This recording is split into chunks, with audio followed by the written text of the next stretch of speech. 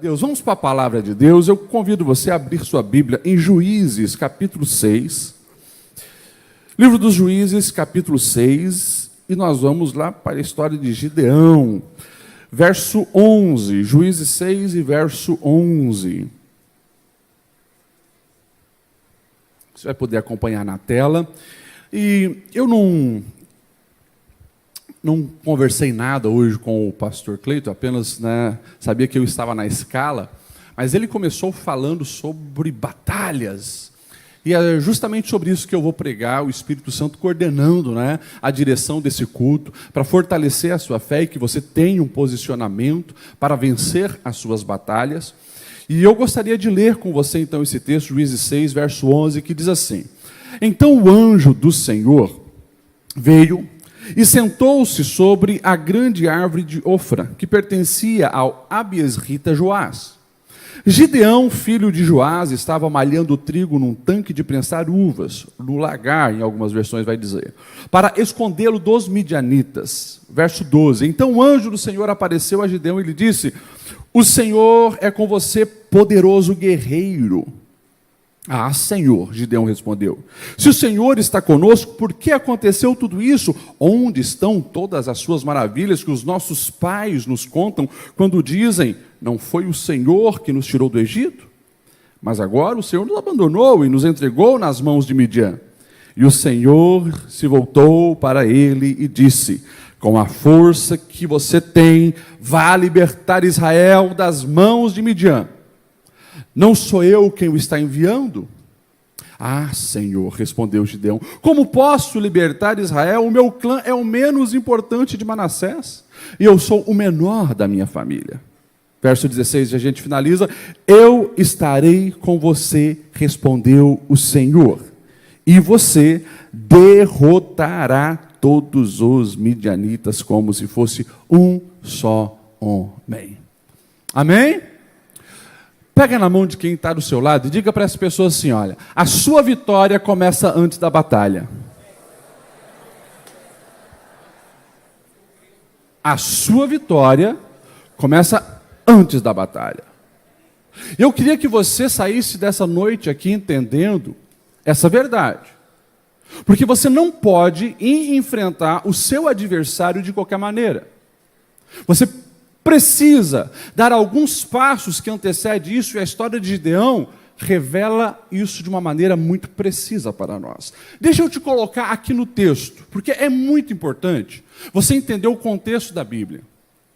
A Bíblia ela foi escrita para que nós olhássemos o agir de Deus ao longo da história, e nós entendêssemos que esse Deus que agiu, e numa história como essa de 3.200, 300 anos atrás, 3.300 anos atrás, aconteceu essa história, aconteceu e chegou até nós, para que a nossa fé fosse fortalecida e nós entendêssemos o método de Deus agir. Vamos lá, vem comigo.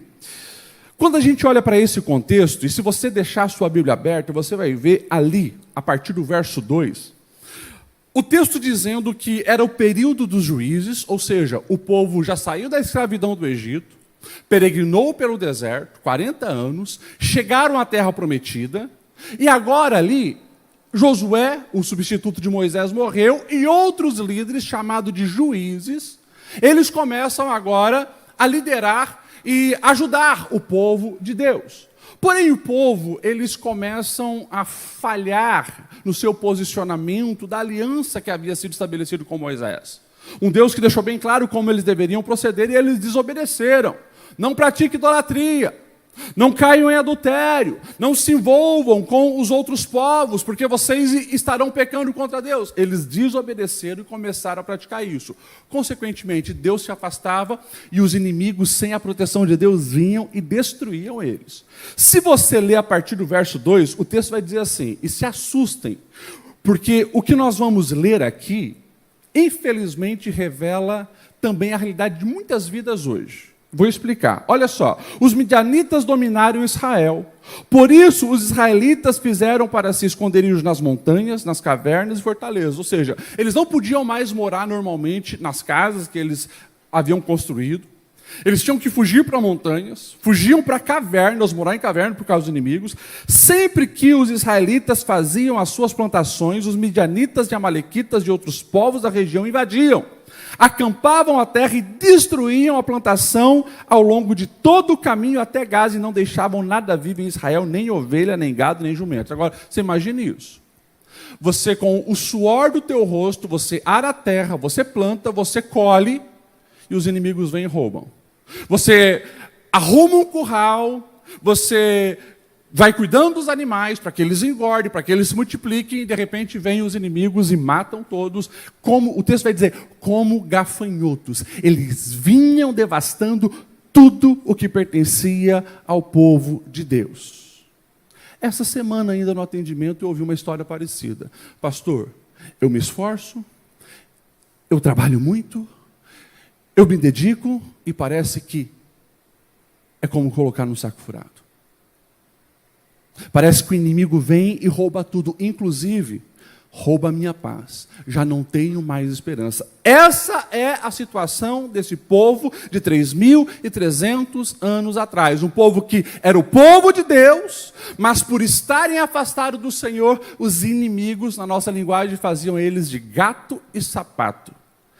O texto vai dizer, e se você observar o verso 6, por causa de dos midianitas, Israel empobreceu tanto, que daí agora, única saída para Israel, o texto vai dizer, que eles então vão clamar ao Senhor. E é esse ciclo, o povo, eles se afastam de Deus, e Deus então deixa eles à sorte do inimigo, os inimigos vêm, fazem essa arruaça, e quando eles estão no fundo do poço, Deus tem misericórdia, e o Senhor misericordioso intervém. É claro que, se você ler a continuação, Deus envia um profeta para lembrar que eles haviam quebrado a aliança, mas o Senhor vai estender a mão para ajudar. E daí chega a história de Gideão. Porque Gideão vai ser esse homem que Deus vai usar para agora libertar o povo dele da mão dos midianitas. Então a gente entra agora no verso 12 que a gente leu. E aqui eu começo a aplicar essa verdade ao seu coração para que você entenda de uma maneira muito clara que você não pode enfrentar os seus inimigos e adversários de qualquer maneira. Você não pode ir para as suas batalhas de qualquer maneira. Olha o que o texto vai dizer. O anjo do Senhor apareceu a Gideão e disse, o Senhor está contigo, poderoso guerreiro. Em algumas outras versões, vai dizer varão valoroso, varão corajoso, varão valente, homem dedicado, enfim. Olha só, poderoso guerreiro. A primeira lição que você precisa entender, antes de enfrentar as suas batalhas, é você saber como Deus te vê.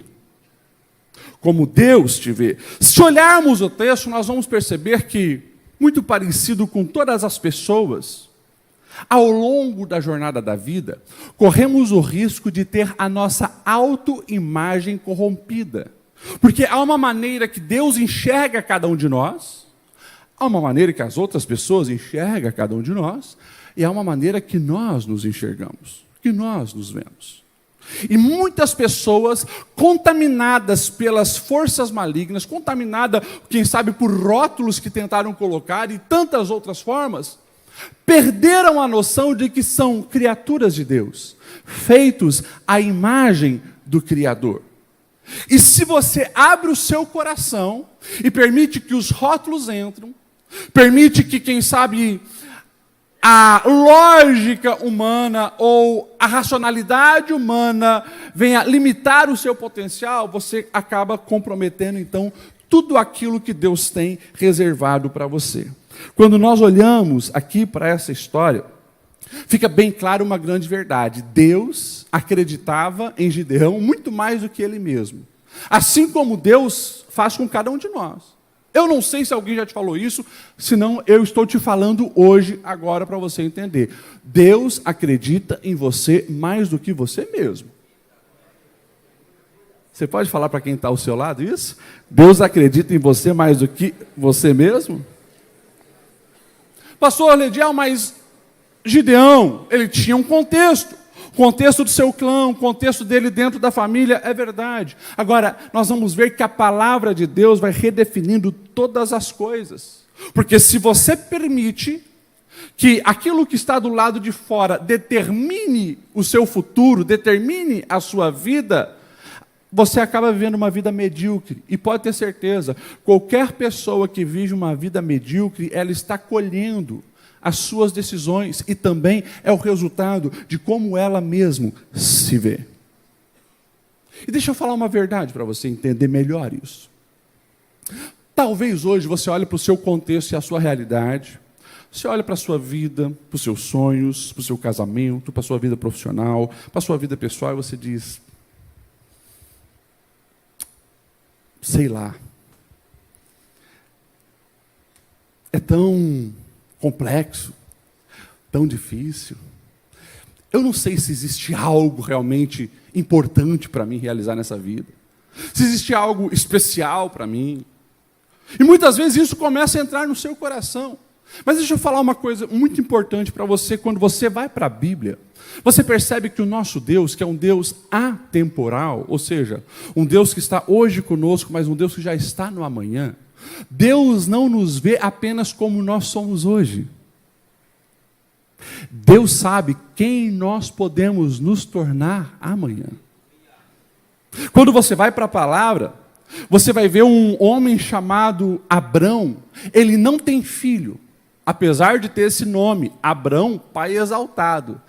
Deus não vê Abrão como um pai exaltado. Deus vê Abrão, o homem que não tem filho, como pai de multidão.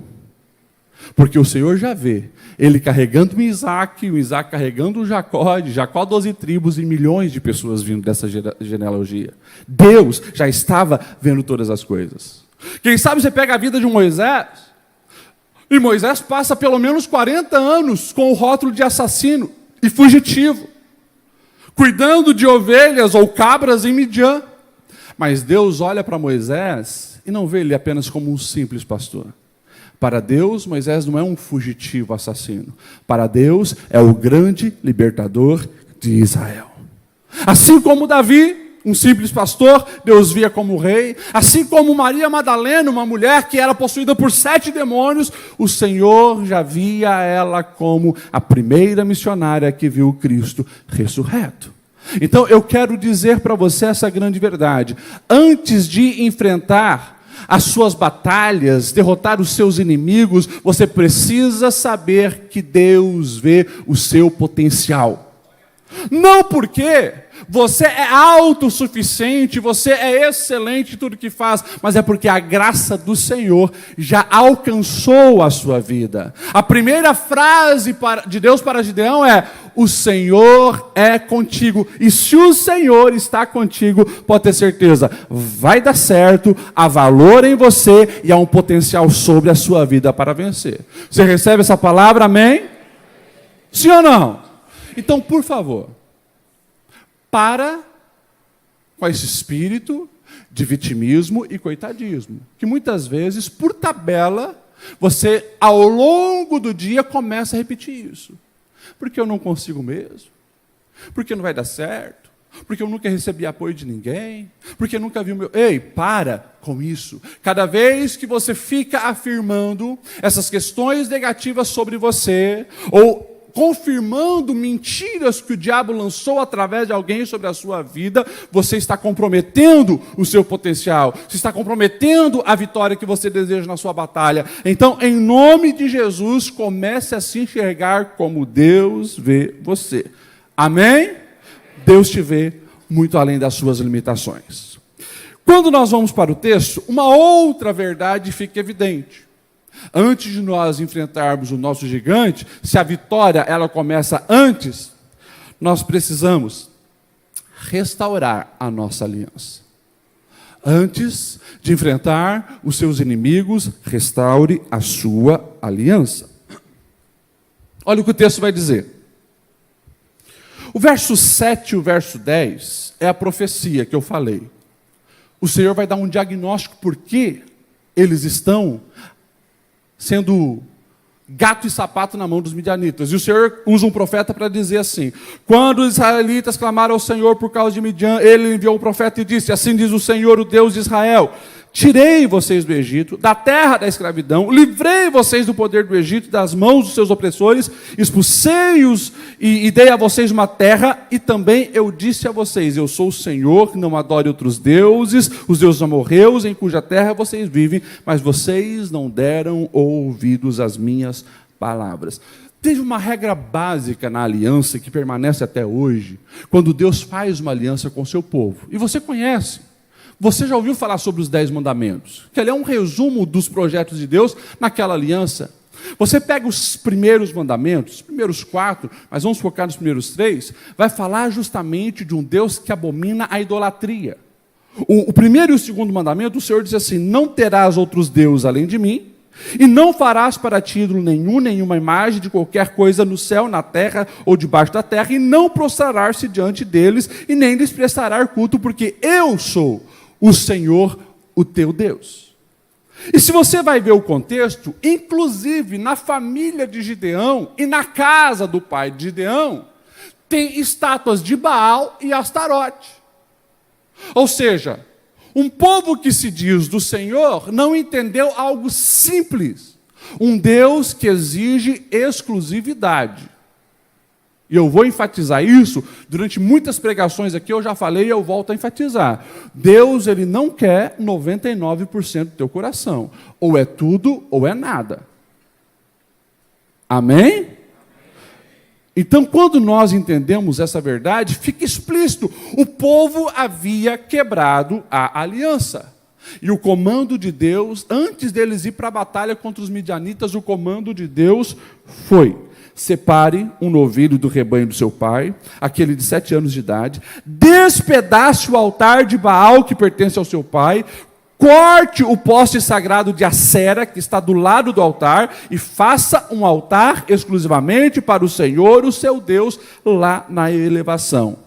E daí a gente vai ver que Gideão, ele vai chamar 10 homens e ele vai obedecer. Então, assim, se você quiser enfrentar os seus inimigos, mas você sabe que há brechas de pecado na sua vida, você está indo de maneira vulnerável e provavelmente vai perder essa guerra, porque o Senhor não vai estar com você. Eu posso desenhar para vocês entenderem melhor? Amém? Palavras pastorais. Você está enfrentando um grande desafio, e quando o pastor Cleide perguntou quantos estão enfrentando uma batalha, várias pessoas, uma grande maioria levantou a mão. Não adianta você orar querendo essa batalha, se há uma brecha de pecado na sua vida conjugal, vamos exemplificar. Ou seja, você continua traindo a sua esposa, traindo o seu marido, você continua preso num vício que compromete a sua espiritualidade, e você acha que por orar e pedir a bênção de Deus, a vitória está garantida. O Senhor está dizendo para você: comece a quebrar os altares da idolatria, do paganismo. Você pertence exclusivamente ao Senhor. Pastor, mas eu não consigo ver uma vida perfeita. Eu não sou um santo dos santos. Todos somos pecadores, mas precisamos confessar, abandonar o pecado, destruir aquilo que não agrada ao Senhor, para que nós venhamos de fato receber a presença do Senhor e a sua bênção sobre a nossa vida. Antes de você ir para a batalha, vai consertando o que precisa ser consertado. Eu não sei o que é o Baal da sua vida ou a Acera da sua vida. Talvez são idolatrias que há muito tempo você tem. Quem sabe você é o tipo de pessoa que vem aqui na quinta e levanta a mão dizendo que adora ao Senhor, mas a sua vida é regida pelo horóscopo. E você não sai de casa sem ler o horóscopo porque você precisa... Ei, ou Deus está no controle da sua vida, ou você está aos cuidados do horóscopo. Ah, não, eu quero servir ao Senhor, mas eu também vou pedir um despacho. Ou é de Deus, ou não é de Deus. E o Senhor, ele exige exclusividade para que você então possa realmente viver as bênçãos e as promessas de Deus sobre a sua vida. Você me entende, amém? Glória a Deus.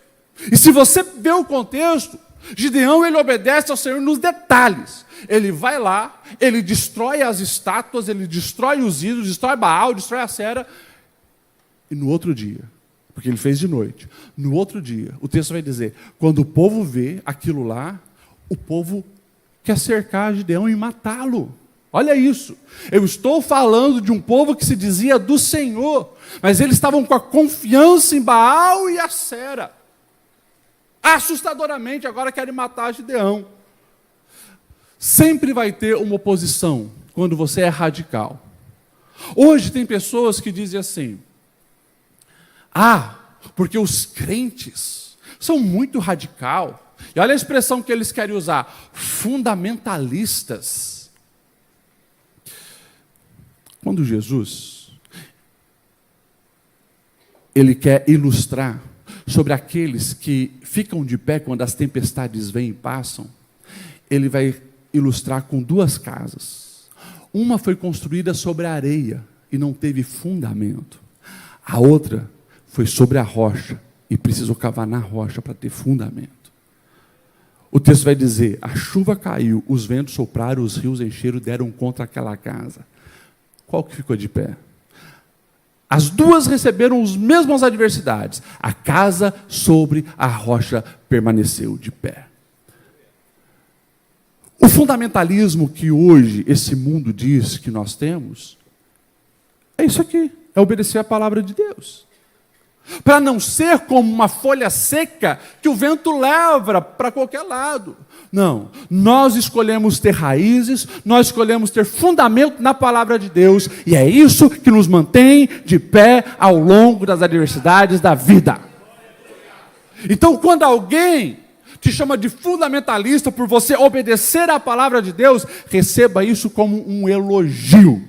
Porque você não é uma casa na areia que qualquer chuva derruba. Você tem fundamento na palavra de Deus. Então, por favor, nós estamos olhando essa cena e vendo um Gideão obedecer. Antes de ir para os midianitas, ele consertou os erros que tinha na própria casa. Antes de enfrentar os inimigos de fora, ele tem inimigo dentro ali, que precisa ser corrigido, que precisa ser transformado. O povo dele está corrompido. E Gideão se posiciona. Ele não titubeia, vai lá e obedece às orientações do Senhor. Você quer ter vitória nas suas batalhas? Restaure a aliança com o seu Deus. Até porque, quando nós falamos sobre pecado, não pense que essa ideia de pecado é um Deus que quer acabar com o seu barato. Um Deus que quer frustrar as minhas curtições. É um Deus que coloca cerca para você não cair abismo abaixo. Porque uma hora ou outra, a conta do seu pecado vai chegar. E vai ser mais cara do que você pode pagar. O pecado, ele sempre vai te levar muito além de onde você queria ir. Parece doce como mel, mas no fim é amargo como fel. E você precisa entender isso. Não é um Deus querendo acabar com o seu barato. É um Pai amoroso dando orientações para o seu bem. E se você obedecer, você pode ter certeza, haverá sorriso verdadeiro na sua vida. Terceira verdade, a gente caminha para a reta final. Antes de enfrentar o seu inimigo, aceite as estratégias divinas. Quando a gente olha para essa palavra, a gente vai ver que é interessante, nas guerras antigas, você pode pegar, inclusive, escritores gregos, escritores romanos, escritores persas. Na antiguidade, guerra é matemática. Se eu tenho um exército de 1000 soldados, eu não posso enfrentar um exército de 50.000 soldados. Eu vou perder. Porém, a gente entendendo o agir de Deus, a gente percebe que essa lógica e essa matemática se aplica para todos, menos para aqueles que servem a Deus. E por isso o nosso Deus ficou conhecido como o Senhor dos Exércitos. Porque Ele é o Deus que desbarata exército que parecia muito maior do que o seu povo. Essa história, o texto vai dizer assim: Quando faz uma contagem do tamanho dos inimigos, a gente vai chegar aqui olhando o texto, principalmente Juízes 7, 135 mil inimigos. E daí Gideão agora então se torna um líder, e ele vai fazer uma convocação. Todos aqueles que querem guerrear contra os midianitas, me sigam. Sabe quantos homens aparecem? 32 mil. O inimigo, 135 mil pelo menos. Alguns teólogos chegam a dizer que tinha mais. 135 mil pelo menos. Gideão faz uma convocação, 32 mil. Essa matemática já não bate. Daí o texto vai dizer o seguinte: Deus chega para Gideão e diz: Gideão, 32 mil? Tem muita gente. Tem muita gente. Faz o seguinte, Gideão, manda embora, e olha só que interessante, o que Deus vai dizer? Manda embora os covardes, os que não estão a fim de guerrear. Você sabia que no meio do povo de Deus tem os covardes? Sabia, sim ou não? Tem covarde, tem preguiçoso, tem uns que dizem que são, mas não são, tem uns que estão aqui, mas estão pensando lá, sempre tem. E o texto vai nos dizer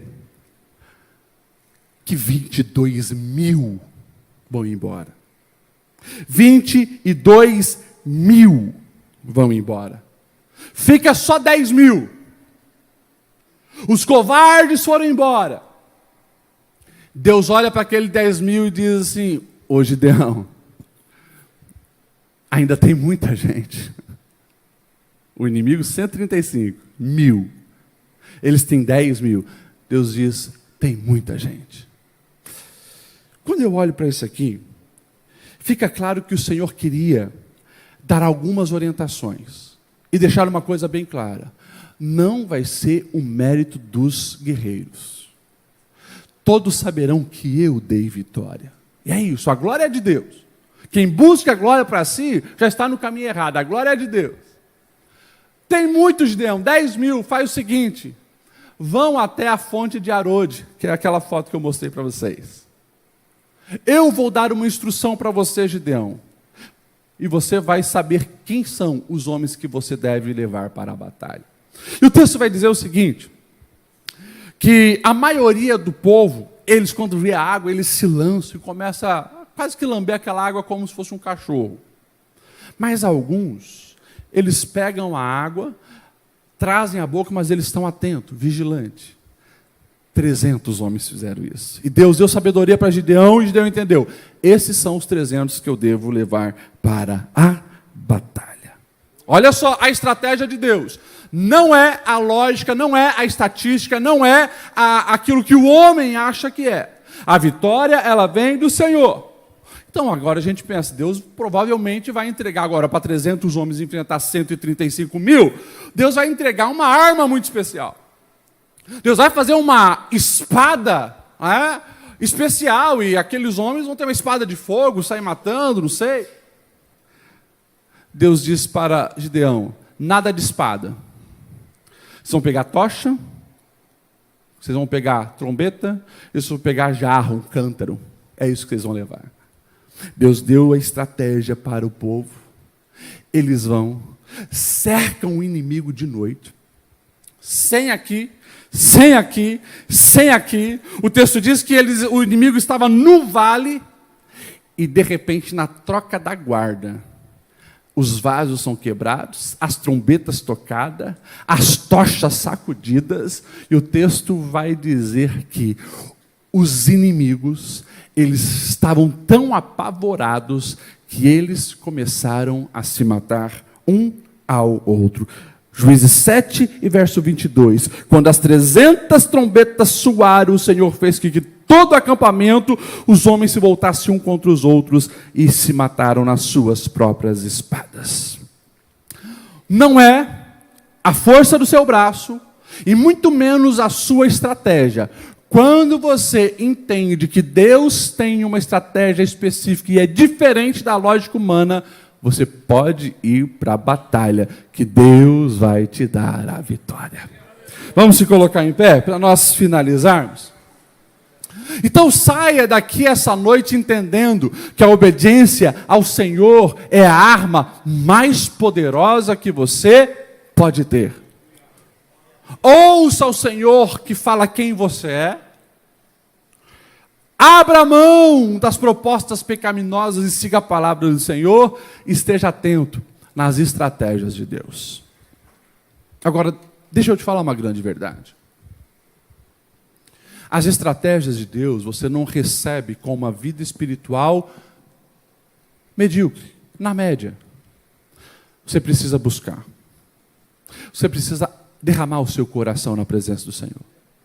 Muitas vezes você precisa chorar na presença do Senhor. Porque se você ficar só na lógica humana, e quando eu falo lógica humana, escute bem o que eu vou te dizer. Às vezes, você acha que a resposta que você precisa para um milagre está num livro. 21 leis para isso, 30 maneiras disso. Se é milagre que você precisa, eu não estou falando de desenvolvimento pessoal, eu amo leitura, incentivo você a ler, mas se é um milagre que você precisa, você tem que buscar em Deus. Você não tem que ficar assistindo o youtuber, sabendo como é que ele fez isso, como é que é aquilo. Você precisa ir para a presença do Senhor e abrir o seu coração ali. Ali você vai receber estratégia. Tem pessoas que querem, às vezes, matar um mosquito com uma bazuca e destrói tudo. Outros estão querendo enfrentar um exército com um matador de mosca. Deus, Ele dá a estratégia correta para você. Pense do desafio que você tem. Responda ao seu coração agora a pergunta que o pastor Cleito fez. A tua batalha. Qual o nome da sua batalha? É uma causa na justiça? É um diagnóstico médico? É um trauma que não teve psicólogo e conseguiu curar? É uma maldição que lançaram sobre você? É uma crise financeira? Qual é o nome da sua batalha? Pense nela. É isso que você vai colocar diante do teu Deus especificamente. Você vai orar assim: Senhor, assim como fizeste com Gideão, me dê a estratégia certa. Porque tem pessoas que acham que deve pagar na mesma moeda, fazer do seu jeito humano, e essa falta de sabedoria acaba comprometendo ainda mais as coisas. Eu quero fazer uma oração por você nessa noite. Você que precisa de uma estratégia porque você ainda não entendeu como vai vencer essa batalha. Eu queria que você saísse do seu lugar, você viesse aqui na frente, que nós vamos orar por você. Enquanto isso, vamos louvando, vamos cantando. Mas eu queria que você viesse já se consagrando, viesse orando, viesse falando com o Senhor, venha abrindo teu coração, venha conversando com o seu Deus.